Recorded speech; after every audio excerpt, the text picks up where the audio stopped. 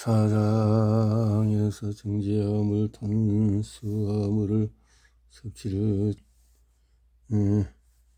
떠나라. 탄수화물 섭취를 중단하라. 탄수화물 시발장에 탄수화물을 선호하는 이유는 뭘까? 건강과 정서를 위해서 미토콘드리아 기능을 최적의 상태로 올리는 것이다. 실장에서 탄수화물의 함정에 빠지는 것, 발장에 탄수화물이 힘든 이유, 심리적인 측면에 대해서 이야기를 했고, 우리 몸의 속에서 터지는 스트레스 없이 편안한 상태에서 당분은 전혀 피로치를 않게 되어진다. 이렇게 출발 우리 몸은 성장하면서 바깥 세상으로부터 들어오는 자극과 스트레스에서 노출되게 된다. 이처럼 포도당을 선호하고 몸 전체에서 20%가량을 과점적으로 사용하게 된다. 뇌세포가. 이처럼 우리가 외부 환경과 자극과 스트레스가 노출되는 기회가 많아지면 많아질수록 점차적으로 미토콘드리아가 지방보다도 포도당을 연소시키는 일에 익숙해져가고 이런 나이를 먹어가면서 더욱 두드러지는 경향을 보이게 된다.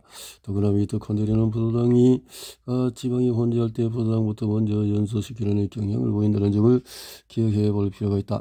그렇지만 뇌세포가 포도당만을 연료로 사용하는 것은 아니다. 케톤을 연료로 사용한다. 특히 사춘기 무렵의 성장 호르몬과 성호르몬의 작용으로 질풍노도의 시절을 맞이하게 되면 포도당 연료의 엄청난 효율을 경험할 수 있게 된다. 그렇게 되면 그 후로부터 몸과 뇌가 이를 기억하고 당분 연료에 대한 긍정적인 생각과 이에 대한 보상 위로까지 확실하게 형성하게 된다. 7장에서 탄수화물 함정에 빠지는 이유에 대해서 자세히 기록한 바가 있다. 길들여지면은 사회적인 동물로서 인간은 수시로 분노, 슬픔, 우울, 억울함, 배신감, 부정적인 이런 것이 있었는데 이럴 때마다 먹거리가 바로 보성회로를 제거하는 정제 탄수화물이 되기가 쉽다. 이렇게 사람들이 포도당 연료를 좋아하는 의학적인 이유들로는 장내미 생물청의 불균형, 영양소 결핍, 호르몬 불균형 등을 들 수가 있다. 장내 세균의 균형이 깨져서 이스트와 같은 유해 미생물들이 증가하게 되면은 이들이 당분을 필요하기 때문에 자꾸 당분 함유 음식을 먹고 싶어진다.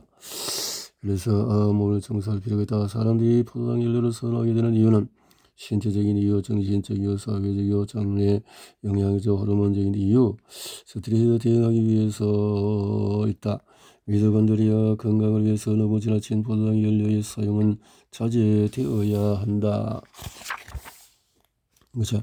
이런 경우 문제는 근본이 포도당 연료의 지나친 사용으로 인해 미토콘드리아의 기능을 잃게 된 것이라는 점을 깨닫고 19장에서 포도당 연료 섭취를 줄이는 식생활 전략들은 우리는 긍정적이든 부정적이든 의미 간에 스트레스를 받으며 살기 때문에 포도당 연료를 어느 정도 필요로 할 수밖에 없다. 그러자면 스트레스가 없거나 적은데도 포도당 연료에 너무 지나치게 의존하다 보면은 언젠가 미토콘드리아 기능이 빨리 저하되어서 생리 기능을 동반 쇠락하는 상황에 직면하게 되어진다. 그렇다고 해서 내가 흥과 또 열정이 잘못된 것이며 발휘하지 말라는 뜻은 절대 아니다. 치유 문화를 통해서 양생이란 것이 바로 그런 것이다. 근본적인 전략은 당분 대신에 지방 연료로 사용하자. 그래서 코코넛 오일, 허브, 또 카카오, 견과류, 또 단맛 나는 채소를 활용하고 신과일을 적당히 활용한다. 천연 향신료, 천연 감미료를 활용해본다. 근본적인 식생활 전략은 지방 연료를 적극 섭취하도록 해보자. 절대 먹어서는 안 되는 것은 정제식량 틀에서 열비 산소에 의한 산화된 지방은 먹지 않도록 하자. 그래서 우리가 강조하는 것은 동물성용료라든가 달걀이라든가 버터라든가 건강한 지방들이다. 유제품에서 유기농 치즈, 오메가3, 또 코코넛요, 또 올리브, 아보카도, 견과류, 마카다미아, 아마씨, 치아씨, 대마씨, 초콜릿, 다크 초콜릿. 그러나 일부 사람들은 지방을 먹는 것을 정말 싫어한다. 항상 중요한 점이 미토콘드리아 기능을 유지하고 대사 균형을 맞추는 점이라는 것을 잊어서는 안 된다. 포도당 섭취를 줄이는 대대적인 대안을 활용해라. 포도당은 강한 중독성을 가지고 있기 때문에 이를 중단하면 당분간 금단 현상을 가질 수 있다. 코코넛유를 사용한다. 코코넛유, 허브 및 허브차를 사용한다. 과일저서 갈차 청량음료 등은 그 속에 당분으로 인해서 여러 번 다시 당분 노예가 될 수가 있다. 카카오를 사용한다. 천연 카카오는 카카오 콩을 갈아서 만든 것이다. 상어나 초콜릿은 아무리 그것이 다크 초콜릿이라 하더라도 그 속에 당분을 함유하고 있기 때문에 좋은 것일 수 없다. 카카오 함량이 90% 이상인 다크 초콜릿을 선택하도록 해보자. 하루에 그냥 한 1일 조금 먹으면 도움이 될 것이다. 견과류도 탄수화물이 있지만은 단백질도 포함되어 있기 때문에 단맛에 대한 욕구를 물리칠 수 있는데 도움이 되고 미네랄, 비타민이 항산화 물질이 골고루 있다. 단마늘은 채소를 먹어보자. 채소 중에서 고구마, 우묵, 토란염, 마 같은 뿌리 채소들은 전분을 함유하고 있어 단맛이 난다. 그러므로 단 것이 먹고 싶을 때는 일시적으로 이런 뿌리 채소들을 활용해서 단맛의 유혹으로부터 벗어나는 것도 도움이 된다. 신과일을 적당히 하자. 신것은 블루베리, 오리오, 미자고기 이런 것들은 비타민, 미네랄, 항산화의 성분도 많다. 또한 과일을 먹을 경우에는 치즈와 같은 알칼리성 식품과 함께 먹는 것이 치아를 보호하는 데 도움이 된다. 천연 향신료를 활용한다. 계피, 강황, 정향, 고수, 바질 등 이렇게 음식들을 먹어보자. 천연 감미를 활용한다. 스테비아 같은 것을 통해서 20장에 포장연료를 끊기 어려울 때는 첫째, 지방 분해에 지방 흡수를 위해서 간과 담낭에서 담즙 생산 분비 능력이 저하되어 있는 경우에 또 갑상선 호르몬에서 또 지방 대사에 부족한 경우 이럴 때에 끊기가 어려워진다. 포도당 연료를 이 밖에도 탄수화물 섭취가 줄이는 것은 정신적인 스트레스, 또 뇌가 망가진 데 손상, 신들린 상태. 그러나 이런 사람들은 정제 탄수화물, 설탕, 액상과당, 첨가당, 인공감미료나 알코올, 음량, 과일 주스 등에 지나치게 의존할 경우에는 대사균 형이 극단으로 치우치게 만들 수 있기 때문에 주의할 필요가 있다. 천연 복합, 탄수화물, 과일, 채소, 탄수화물 섭취하라도 대사균형이 너무 일방적으로 기울어지는 것을 막도록 양질의 육류, 생선, 건강한 오이를 함께 섭취하도록 노력을 해야 본다. 정기적인 몸속의 대청소를 해본다. 여러분이 잊지 말아야 할 점은 항상 미토콘드리아 기능을 유지하고 대사 기능을 이루도록 노력해야 한다는 것이다. 매일매일 일생을 한번 생각해보자. 21장에 진짜 배고픔과 가짜 배고픔.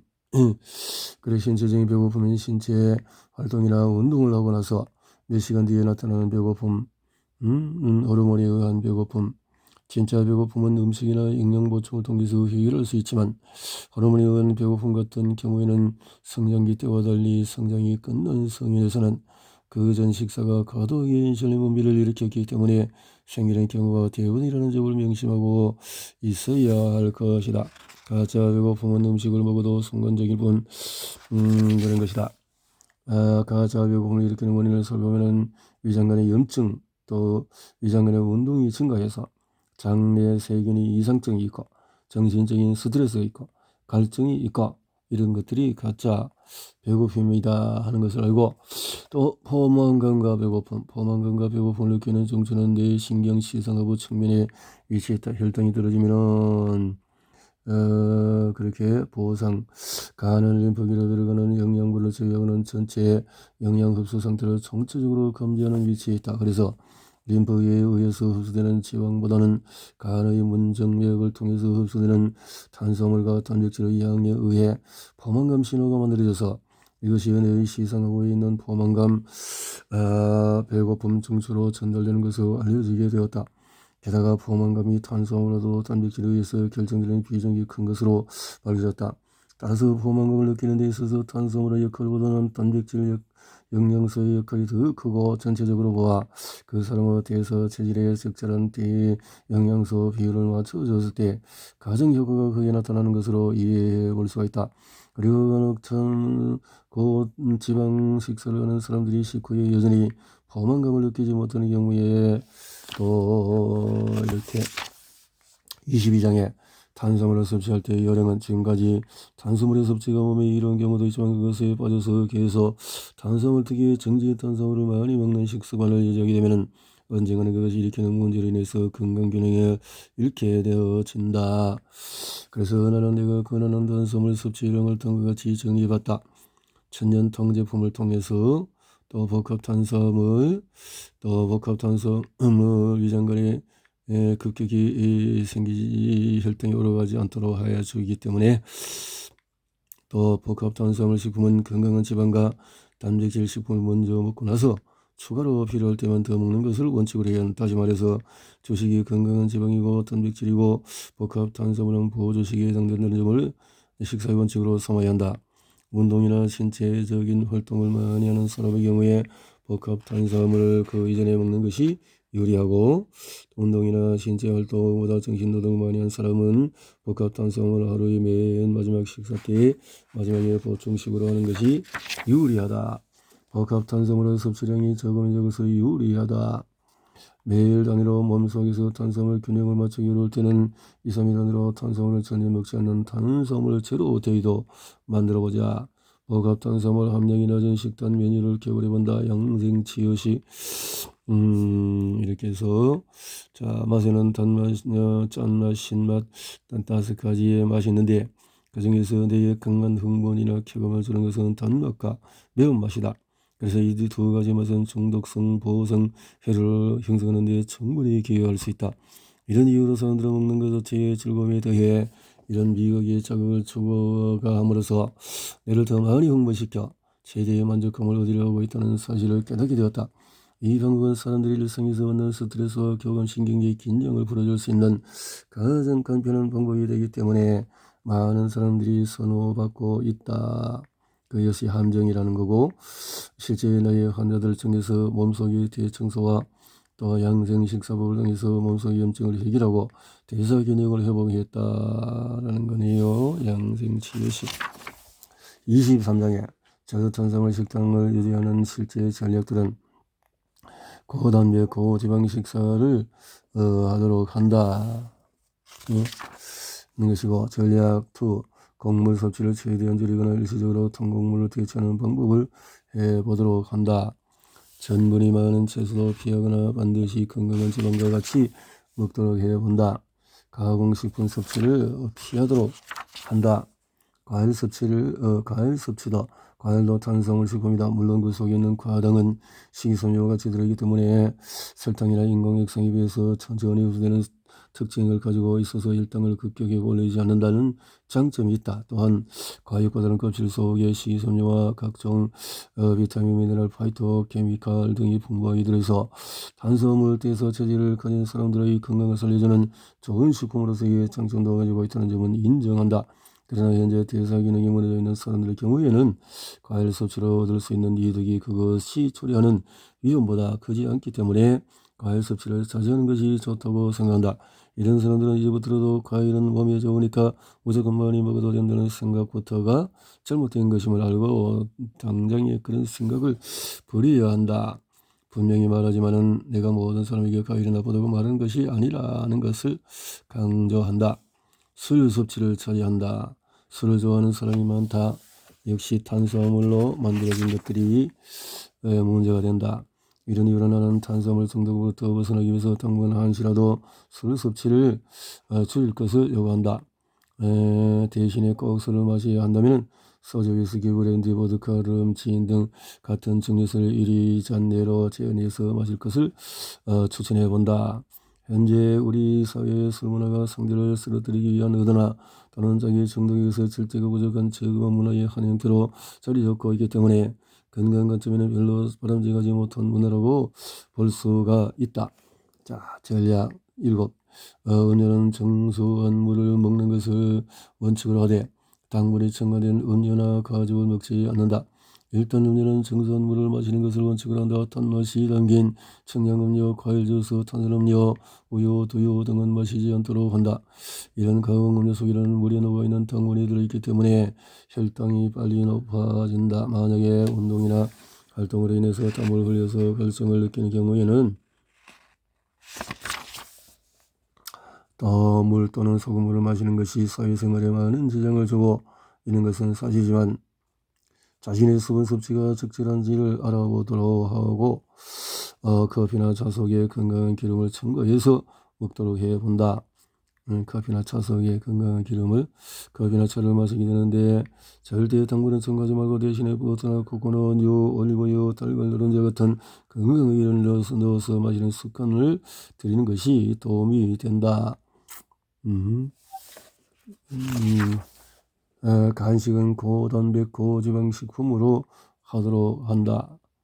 빵, 과자 이런 것들 하지 말고 달걀, 견과, 또 아보카도 같은 것으로 도움을 받는다. 매끼 달걀 노른자를 먹어본다. 달걀은 탄수화물이 거의 없는 건강식품이기 때문에 달걀 노른자를 갖는다.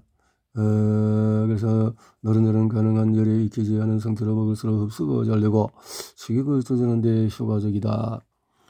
뼈 국물과 채소를 모든 요리의 기본 재료로 삼는다. 뼈 국물. 이때 주의할 점은 역시 영양소 비율을 맞추라는 것이다.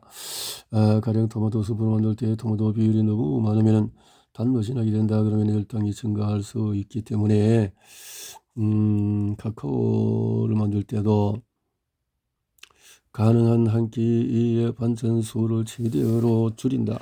반찬이 많지 않도록 한다. 도움이 되도록. 또 달고 매운 음식이나 양념을 피하고 조미료 소스, 양념장 등을 사용하지 않도록 해본다. 순탄백하게 만들어본다. 발효식품을 적극 활용하도록 해본다. 된장, 청국장, 콩발효식품이나 김치 같은 또 이것은 육류, 달걀, 생선 같은 고단백, 고지방 식품들과 잘 어울린다. 그러면 겉에여 쌀밥이나 빵, 국수, 과일 등을 추가로 먹지 않아도 될 수가 있다. 튀김이나 볶음 음식보다 물속에 익힌 음식을 먹도록 해본다. 외출할 때는 미리 자신의 것을 챙겨서 나가도록 한다. 외식할 때 식당 메뉴를 잘 골라서 도움을 받도록 하자. 가능한 외향적인 흥분된 생활을 정돈하고 내면적인 침잠 생활을 하도록 한다. 사이클릭 다이어트를 한다. 만약에 저탄수화물 고지방 식단을 잘 유지하여 오다가 어느 순간에 고탄수화물 식사를 할 경우에 이제는 틀렸구나 생각하지 말고 또 그것을 균형 있게 만들어 나간다. 자신을 위해서 시간을 올릴 수 있는 아무나 취미의 생활에 몰두해본다. 양생은 이처럼 생활 스타일의 개선을 통해서 건강을 추구하는 가치관을 최고의 선으로 생각을 한다. 부록에서는 탄수화물에 대해서 비교적 자유롭게 먹을 수 있는 그룹 등등으로 해서 탄수화물을 콩콩콩 채소 명칭을 해서 이것은 이렇게 식생활을 할 수 있는 것은 어느 수련원이나 하는 데서 도움을 받으면 참 좋겠네요. 탄수화물이 포함된 대사 불균형 상태인 사람은 가능한 먹지 않는 것이 좋은 것은 이렇게 밀가루로 된 것들을 줄이도록 한다. 맺은말 나는 언젠가는 탄수화물의 어두운 그림자를 보게 될 날이 올 것이라고 사람들이 그래서 이런 부분에 대해서 제대로 도움을 받도록 내 건강을 받아들이는 사람에게 이 책이 분명히 희망의 메시지를 전달해 줄 수 있을 것이라고 확신한다. 양생의사 정연섭 좋네요. 잘 기록을 했고 연구도 많이 했고 체험도 많이 있으신 것 같습니다.